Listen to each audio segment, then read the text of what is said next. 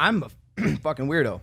I've been in rooms where I look around and go, these people are fucking weirdos. And I imagine you've been in that situation too. But one of the comments in this book, and one of my favorite parts about your book is that you'll recount a story and then have a vignette from a person mentioned in the story. So you get their take. And for me, a lot of the shit you say in here truly seems unbelievable. It's hard to fathom. Yeah, and that's why I think the vignettes were so key, is because it kind of like, it gives you, somebody else's perspective, and also like really credible people too, right? Like, Navy SEALs, girls I dated, doctors, lawyers, celebrities, whatever the fuck ever, right? So everybody's got their own, view on this stuff. And I think that was another thing, I mean, I had to like be fully vulnerable. And then I also felt like I had to have those in there for people to believe, because it was so fucking crazy. You know? Yeah, absolutely. So I opened the first page of the book, and it says, "For my father."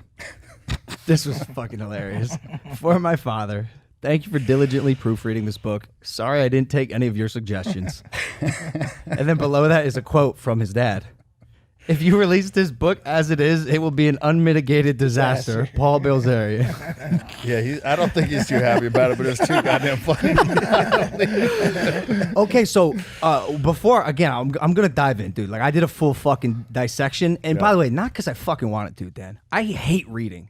Listen, I do too, man. I don't like reading. The only thing I don't like more than reading is fucking writing. So I was in hell for 2 years, man. Like, literal hell. Like, I went 10 days without sex. Like, I wasn't hardly getting no pussy. Tough life.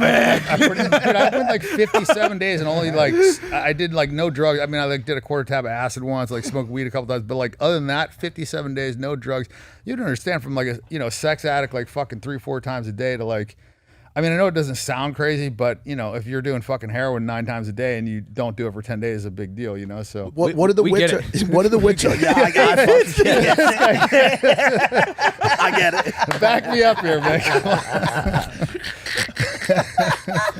What are the withdrawals look? What are the withdrawals of sex addiction? Oh, that's a great question. Like, what do you find happening to yourself when you instead of stop, like going like this? Yeah, you when go you like stop this? fucking. That is a good question.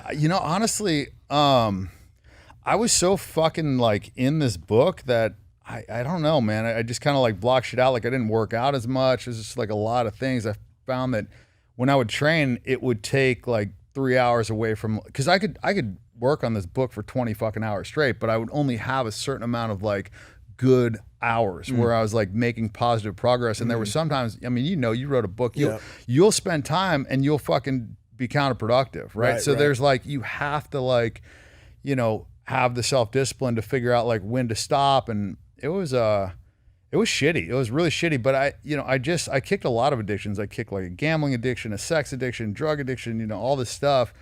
And I did it all in the, pretty much the same period. So it was a hard right from what my life was before. Yeah.